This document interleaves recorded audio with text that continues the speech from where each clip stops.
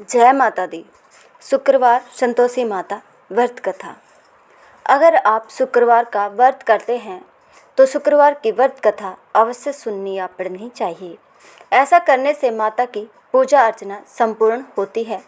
इस वीडियो में हम आपको संपूर्ण व्रत कथा के बारे में बताने जा रहे हैं। आइए जानते हैं शुक्रवार की व्रत कथा के बारे में। एक गांव में एक बुढ़िया रहती थी जिसके 7 बेटे थे। 6 बेटे कमाने वाले थे और एक बेटा निकम्मा था। बुढ़िया माँ 6 पुत्रों का झूठा 7वें पुत्र को देती। 7वां पुत्र एक दिन अपनी पत्नी से बोला, देखो मेरी माता का मुझ पर कितना प्रेम है। वह बोली, क्यों नहीं, सबका झूठा बचा हुआ तुमको खिलाती है। वह बोला, जब तक आँखों से न देख लूँ मान नहीं सकता। पत्नी ने हंसकर कहा, देख लोगे तब तो मानोगे। कुछ दिन बाद एक बड़ा त्योहार आया। घर में 7 प्रकार के भोजन और चूरमे के लड्डू बने। वह पत्नी की बात को जांचने के लिए सिर दर्द का बहाना बनाकर पतला कपड़ा सिर पर ओढ़कर रसोई घर में जाकर सो गया और कपड़े में से सब देखता रहा। 6 भाई भोजन करने आए। उसने देखा माँ ने उनके लिए सुंदर सुंदर आसन बिछाए, 7 प्रकार की रसोई परोसी और आग्रह करके उन्हें भोजन कराती रही।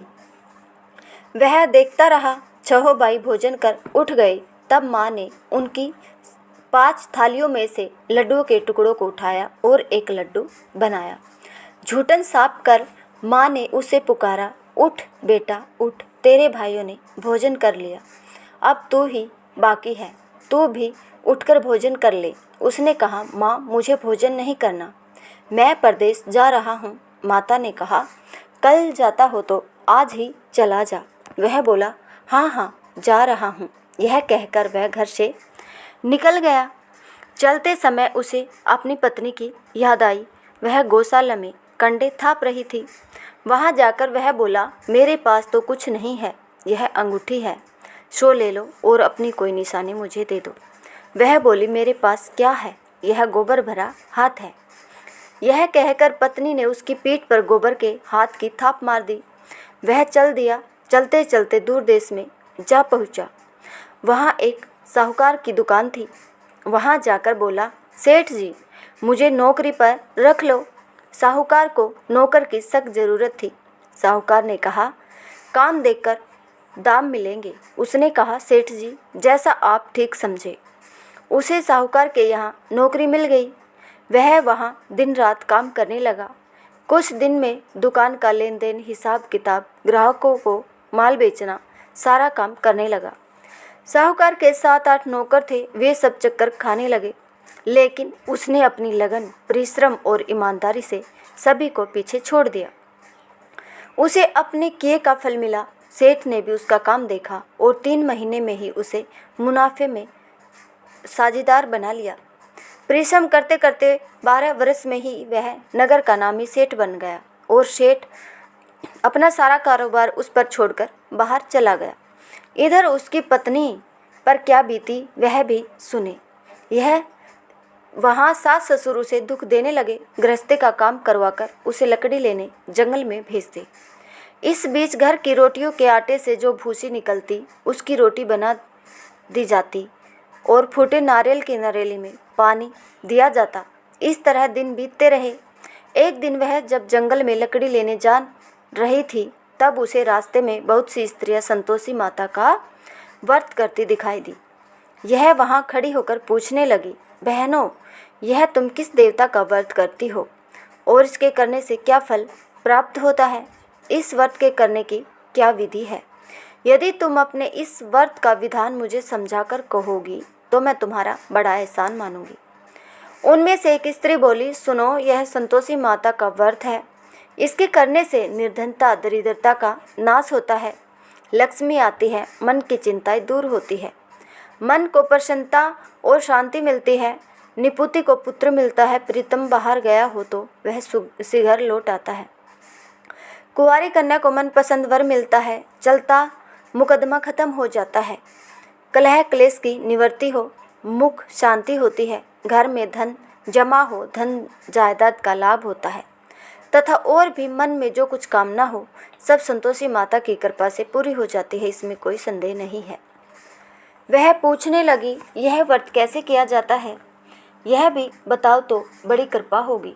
वह स्त्री कहने लगी, बिना परेशानी, श्रद्धा और प्रेम से जितना भी बन सके प्रसाद लेना, 5.25 पैसे से 5.25 आने तथा इससे भी ज़्यादा शक्ति और भक्ति के अनुसार गुड़ और चना ले।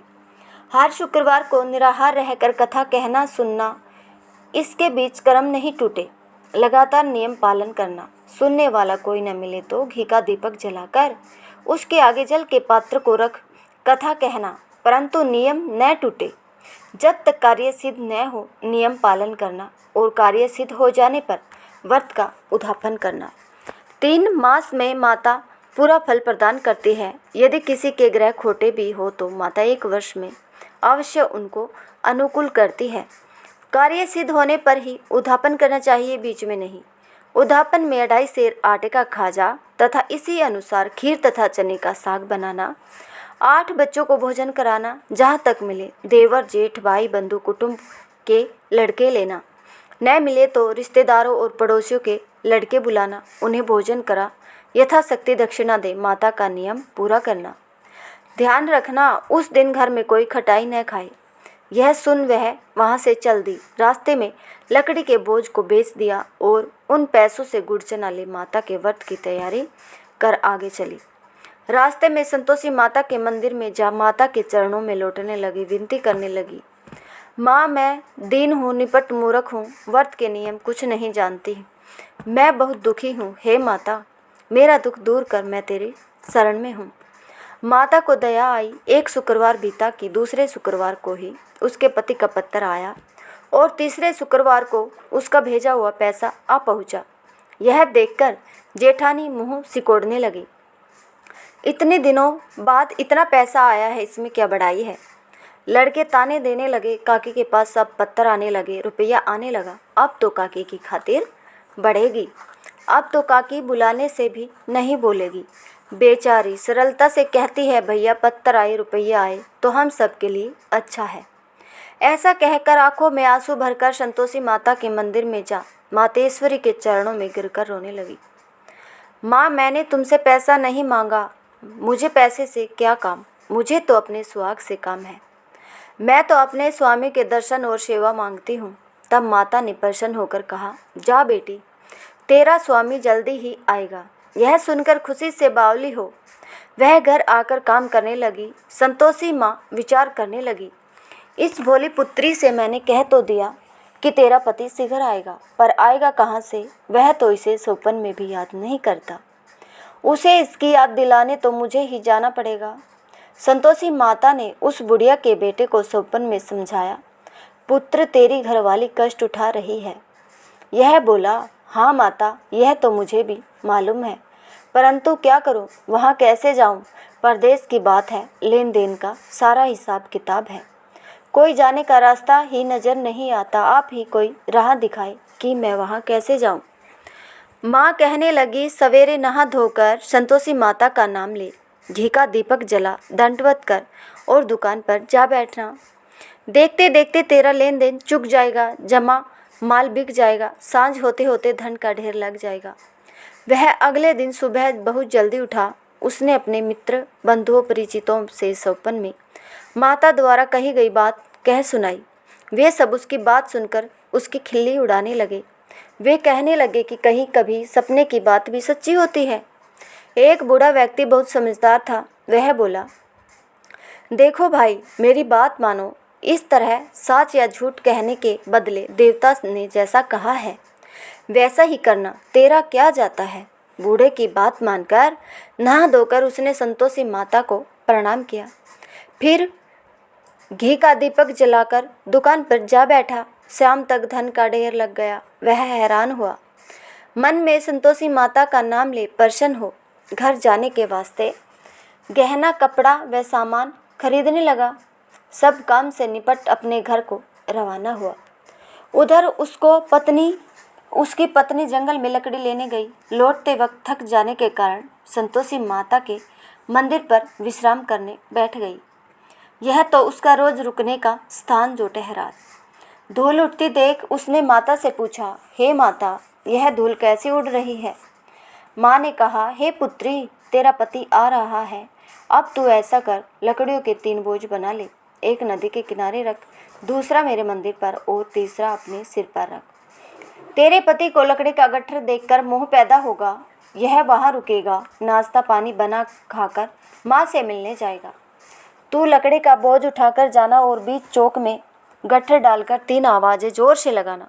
लो सासू जी, लकड़ियों का गट्ठर लो, भूसे की रोटी दो, नारियल के खोपरे में पानी दो, आज कौन मेहमान आया है। संतोषी माँ की बात सुनकर वह बहुत अच्छा माँ कहकर प्रसन्न मन से लकड़ियों के 3 बोझ बना लाई। एक नदी के तट पर, दूसरा माता के मंदिर पर रखा। इतने में ही मुसाफिर वहाँ आ पहुँचा। सूखी लकड़ी देख उसको इच्छा हुई कि अब यही विश्राम कर ले और भोजन बना खा पीकर गांव चले। इस प्रकार भोजन कर विश्राम कर वह अपने गांव को आ गया। उसी समय बहू सिर पर लकड़ी का गट्ठर लिए आई। उसने गट्ठर को आंगन में डाल जोर से 3 आवाज़ें दी। लो सासू जी, लकड़ी का गट्ठर लो, भूसे की रोटी दो, नारियल के खोपरे में पानी दो, आज कौन मेहमान आया है। यह सुनकर सास ने अपने दिए हुए कष्टों को भुलाने के लिए कहा, बहू तू ऐसा क्यों कहती है, तेरा मालिक ही तो आया है। बैठ, मीठा भात खाकर कपड़े गहने पहन।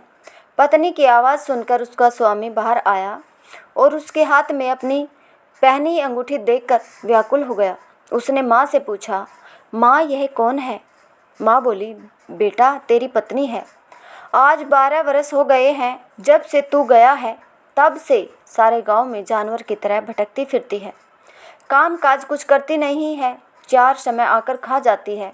अब मुझे देखकर भूसी की रोटी और नारियल के खोपरे में पानी मांगती है। वह बोला, माँ मैंने इसे भी देखा है और तुम्हें भी। मुझे दूसरे घर की चाबी दो, मैं उसमें रहूँगा। ठीक है बेटा, जैसी तेरी मर्जी कहकर माँ ने चाबी का गुच्छा बेटे के सामने रख दिया। उसने दूसरे घर को खोलकर सारा सामान जमाया। एक ही दिन में वहाँ राजा के महल जैसा ठाठ बाट बन गया। अब क्या था, वह सुख भोगने लगी। अगला शुक्रवार उसने पति से कहा, मुझे संतोषी माता का उद्यापन करना है। पति बोला, बहुत अच्छा, खुशी से कर लो। वह उद्यापन की तैयारी करने लगी। जेठ के लड़कों को भोजन के लिए कहने गई।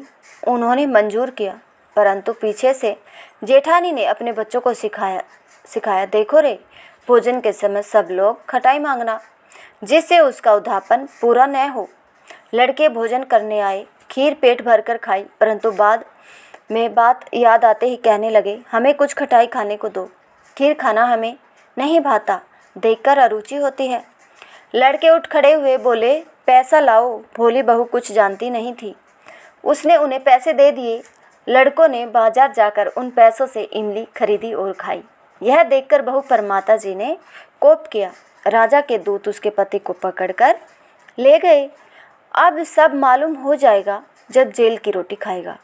बहू से यह वचन सहन नहीं हुए। वह संतोषी माता के मंदिर में गई और कहने लगी, माता तुमने यह क्या किया, हंसाकर क्यों रुलाने लगी।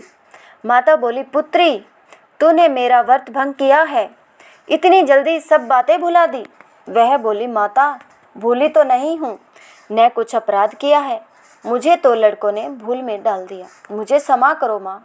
माँ बोली, ऐसी भूल कभी नहीं होती। यह बोली, अब कोई भूल नहीं होगी, अब बताओ मेरे पति कैसे आएंगे। माँ बोली, पुत्री जा, तेरा पति तुझे रास्ते में ही आता मिलेगा। वह मंदिर से निकलकर बाहर आई तो रास्ते में उसे अपना पति आता हुआ मिला। उसने पूछा, कहाँ गए थे। वह बोला, इतना धन जो कमाया है उसका कर राजा ने मांगा था, वह भरने गया था। वह प्रसन्न होकर बोली, भला हुआ, अब घर चलो। फिर अगला शुक्रवार आया। वह बोली, मुझे माता का उद्यापन करना है। पति ने कहा, ठीक है करो। वह फिर जेठ के लड़कों को भोजन को कहने गई। जेठानी ने लड़कों को सिखा दिया कि तुम पहले की तरह खटाई मांगना। लड़के भोजन करने बैठे, लेकिन भोजन करने से पहले ही कहने लगे, हमें खीर पूरी नहीं भाती, जी बिगड़ता है, कुछ खटाई खाने को दो। वह बोली, खटाई खाने को नहीं मिलेगी, खाना हो तो आओ। उनको उठकर चले जाने पर उसने ब्राह्मणों के लड़के बुलाकर भोजन करवाया। दक्षिणा की जगह उन्हें एक फल दिया।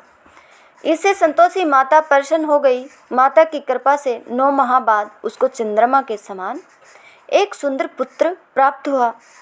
पुत्र को लेकर वह प्रतिदिन संतोषी माता के मंदिर में जाने लगी। माँ ने सोचा कि यह रोज आती है, आज क्यों न मैं इसके घर चलूं, इसका आसरा देखूं तो सही। यह विचार कर माता ने भयानक रूप बनाया। गुड़ और चने से सना मुख, ऊपर से सूंड के समान होठ, उस पर मक्खियाँ भिन भिना रही थी। दहलीज में पैर रखते ही उसकी सास चिल्लाई, देखो रे, कोई चुड़ैल डाकिनी चली आ रही है, लड़कों इसे भगाओ नहीं तो सबको खा जाएगी। बहू रोशनदान में से सब देख रही थी। वह प्रसन्न हो उठी। आज मेरी माता मेरे घर आई है, यह कहकर दूध पीते बच्चे को गोद से उतार दिया। इस पर उसकी सास क्रोध में भरकर बोली, अरे रांड, इसे देखकर कैसी उतावली हुई है जो बच्चे को पटक दिया। इतने में माँ के प्रताप से जहाँ देखो वहाँ लड़के ही लड़के नजर आने लगे। वह बोली, माँ जी, मैं जिनका व्रत करती हूँ यह वही संतोषी माता है। इतना कहकर उसने झट से घर के सारे किवाड़ खोल दिए। सबने माता के चरण पकड़ लिए और विनती कर कहने लगे, हे माता, हम मूर्ख हैं, अज्ञानी हैं, तुम्हारे व्रत की विधि हम नहीं जानते। तुम्हारा व्रत भंग कर हमने बड़ा अपराध किया है। हे माता, आप हमारे अपराधों को क्षमा करो। इस प्रकार बार बार कहने पर संतोषी माता प्रसन्न हुई। इसके बाद उसकी सास कहने लगी, हे संतोषी माता, आपने बहू को जैसा फल दिया वैसा सबको देना। जो यह कथा सुने या पढ़े उसका मनोरथ पूर्ण करना। बोलो संतोषी माता की जय। अगर आपको यह कथा पसंद आई हो तो इस वीडियो को ज़्यादा से ज़्यादा शेयर करें, चैनल को सब्सक्राइब करें। कथा सुनने के लिए हम आप लोगों का तहे दिल से धन्यवाद करते हैं।